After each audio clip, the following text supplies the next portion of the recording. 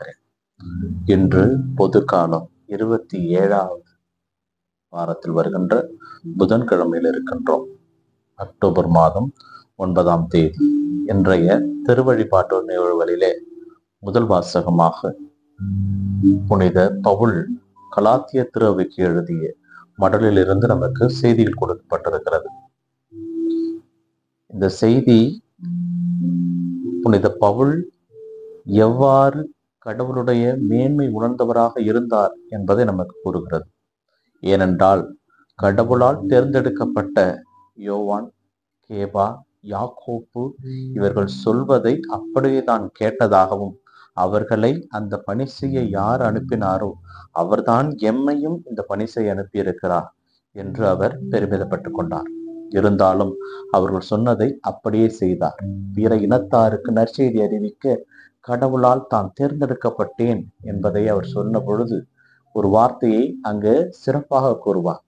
ஏழைகள் மீது எப்பொழுதும் அன்போடு இரு, ஏழையை கவனித்துக்கொள் என்று சொன்ன வார்த்தையை நான் கடைசி வரை கடைபிடித்தேன் என்கின்ற ஒரு வார்த்தையை அவர் மீண்டுமாக பயன்படுத்துகின்ற பொழுது கடவுள் எவ்வாறு தன்னுடைய சீடர்களை வழி நடத்தி இருப்பார், எவ்வாறு கடவுள் ஏழைகள் மீது அன்பு கொண்டிருந்திருப்பார் என்பதை அவரிடமிருந்து கற்றுக்கொண்ட சீடர்கள் சொல்லுகின்ற பொழுது நமக்கு தெளிவாக விளங்குகிறது. பிரியமானவரே, சின்னப்பர் புனித பவுல் நமக்கு சொன்ன அதே வார்த்தையை நம் வாழ்விலும் நாம் கடைபிடிக்க கடமைப்பட்டிருக்கிறோம். ஏழைகள் மீது நாம் அன்பு கொள்கின்ற பொழுது இறைவனையே நாம் அன்பு செய்வதாகும். புனித மரிய வியானி கூறுவார், ஏழைக்கு கடன் கொடு, அது இறைவனுக்கே கடன் கொடுப்பதை போல ஆகும் என்று சொல்லுவார். பிரியமானவர்களே, இன்றைய முதல் வாசகத்தோடு நற்செய்தி வாசகம் லூக்கா நற்செய்தியிலே நமக்கு கொடுக்கப்பட்டிருக்கிறது. லூக்கா நற்செய்தியிலே சீடர்கள் இயேசுவிடம், ஆண்டவரே எங்களுக்கு ஜெபிக்க கற்றுத்தாரும். யோவான் தன்னுடைய சீடர்களுக்கு ஜெபிக்க கற்றுக் கொடுத்தது போல எங்களுக்கும் ஜெபிக்க கற்றுக் கொடுங்கள் என்று சொல்லுகின்ற பொழுது ஒரு உண்மையை நாம் புரிந்து கொள்ள வேண்டும்.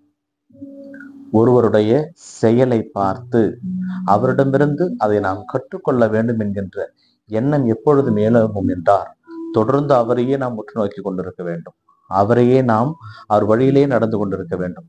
என்ற இளைஞர்கள் சினிமா நட்சத்திரங்களை தங்களுடைய வாழ்வினுடைய முன்னோடியாக நினைத்து வாழ்ந்து கொண்டிருக்கிறார்கள். அவர்களைப் போல தங்களுடைய சிகை அலங்காரங்களை மாற்றிக்கொள்கிறார்கள், உடையை மாற்றிக்கொள்கிறார்கள், தங்களுடைய பேசுகின்ற பாஷையை மாற்றிக்கொள்கிறார்கள். இப்படித்தான் சீடர்களும் இயேசுவை பார்த்திருக்க வேண்டும். அதனால்தான் இயேசு ஜெபம் செய்வதை பார்த்துவிட்டு சீடர்கள் எங்களுக்கும் ஜெபிக்க கற்றுக் கொடுங்கள் என்று சொல்லுகிறார். இங்கேதான் இயேசு ஒரு புதிய புரட்சியை செய்தார். என்ன புரட்சி என்றால், தந்தையை இங்கே அனைவருக்கும் தந்தையாக அறிமுகப்படுத்துகிறார். இறைவனிடம் வேண்டுகின்ற பொழுது விண்ணுலகில் இருக்கிற எங்கள் தந்தையே என்ற வார்த்தையை பயன்படுத்துகிறார். தந்தை என்பவர் எல்லாருக்குமானவர். அப்படி அந்த தந்தையை எல்லாரும் தந்தை என்று அழைக்கின்ற பொழுது அங்கே ஏற்ற தாழ்வுகள் இல்லை, பிளவுகள் இல்லை, உயர்ந்தவன் தாழ்ந்தவன் என்கின்ற எண்ணம் இல்லை, பேதம் இல்லை. ஒருவேளை தந்தையே என்று ஜெபிப்பவன் பேதம் பார்ப்பவனாயிருப்பில் யாக்கோப்பு சொன்னது போல அவனை போல பொய்யன் இந்த உலகில் யாரும் கிடையாது. பிரியமானவர்களே, கடவுளை நாம் தந்தையாக ஏற்றுக்கொள்ள முன் வருகிறோம் என்றால் நம்மை சூழ்ந்திருப்பவர்கள் அனைவரையும் சகோதர சகோதரிகளாக ஏற்றுக்கொள்ள நாம் கடமைப்பட்டிருக்கிறோம். ஏனென்றால் அவர்களுக்கும் நம் ஆண்டவரே தந்தை. இந்த கடவுள் நமக்கு இன்னொரு அழகான ஒரு வாய்ப்பை கொடுத்திருக்கிறார். ஒரு குழந்தை பிறந்த பொழுது அதற்கு உண்ண தெரியாது, எப்படி உண்ண வேண்டும் என்று தெரியாது, எதை உண்ண வேண்டும் என்று தெரியாது. அதற்கு அந்த தாயும் தந்தையும் எப்படி உண்ண வேண்டும் என்று கற்றுக் கொடுப்பார்கள். அதுபோலதான் இன்று இயேசு ஜெபிக்க கற்றுக் கொடுக்கிறார். இவர்கள் காலப்போக்கிலே அந்த ஜெப வீரர்களாக மாறுவார்கள் என்ற நம்பிக்கையில் சொல்லிக் கொடுத்தார்.